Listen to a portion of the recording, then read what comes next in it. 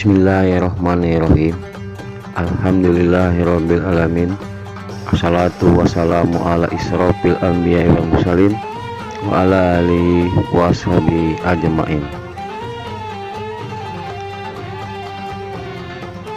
Baiklah, perkenalkan dahulu, nama saya Sony Agus Erwandi, Prodi Komunikasi Penyiaran Islam, NIM 6120200008,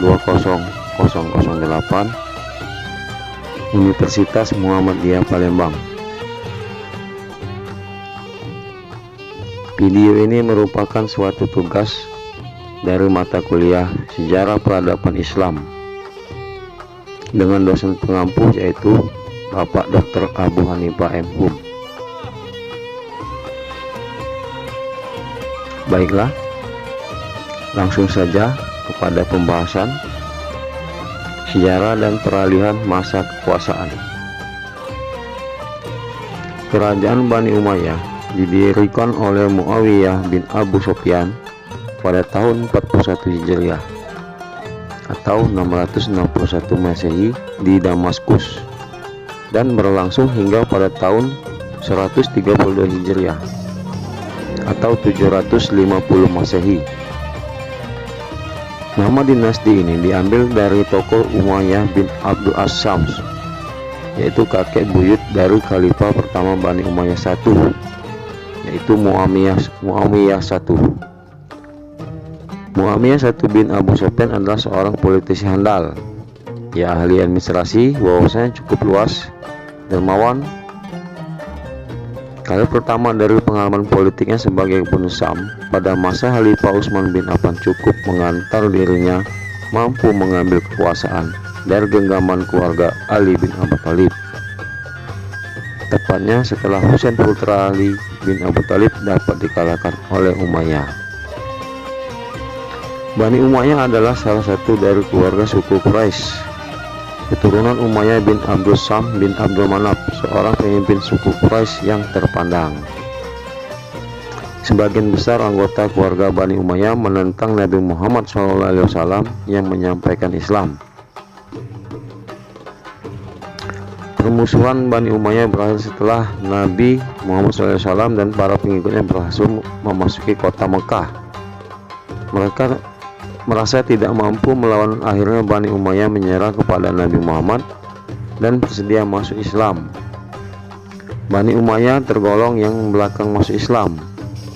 Setelah masuk Islam, mereka memperlihatkan loyalitas dan dedikasi tinggi terhadap agama tersebut. Karena sikap baik ada di antara mereka yang dipercayakan untuk menduduki jabatan yang penting.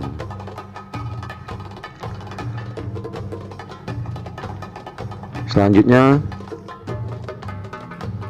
kemajuan peradaban Islam, perekonomian masa Bani Umayyah.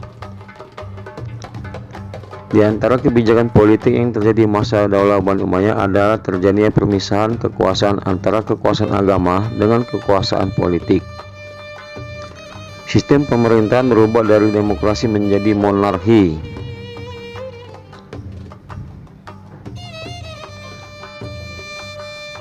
Ekonomi, sumber uang masuk pada zaman Daulah Bani Umayyah. Sebagian diambil dari daraib, yaitu kewajiban yang harus dibayar oleh warga negara. Di samping itu, bagi daerah-daerah yang bisa ditaklukkan, terutama yang belum masuk Islam, ditetapkan pajak istimewa.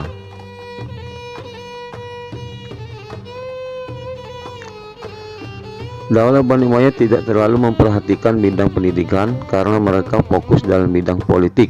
Meski demikian, Daulah Bani Umayyah memberikan kebebasan pada pengemban ilmu agama Islam, sastra, dan filsafat.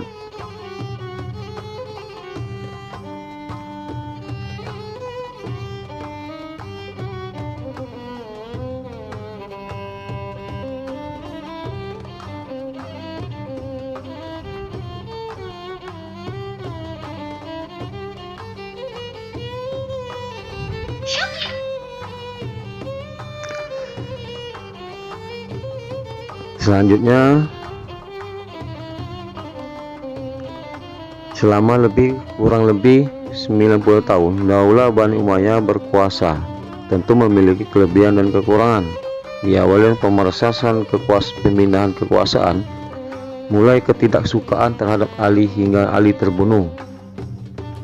Amul Jumu'ah yang dilakukan Hasan bin Ali dilanjutkan selama berkuasa 90 tahun.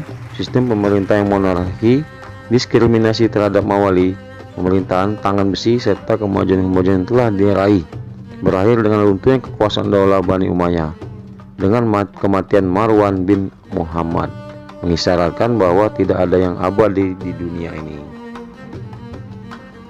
Demikianlah halnya didukung oleh pula sumbangan para kekhalifan terhadap pembentukan dan pengembangan peradaban Islam, sekalipun belum cukup sebanding dengan kegiatan kebudayaan yang dibangun oleh pemerintahan Islam sesudahnya.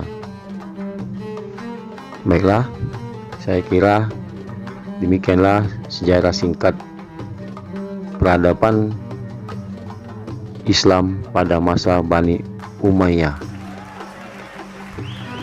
Lebih dan kurangnya saya mohon maaf. Semoga bermanfaat. Saya akhiri dengan billahi taufik wal hidayah. Wassalamualaikum warahmatullahi wabarakatuh.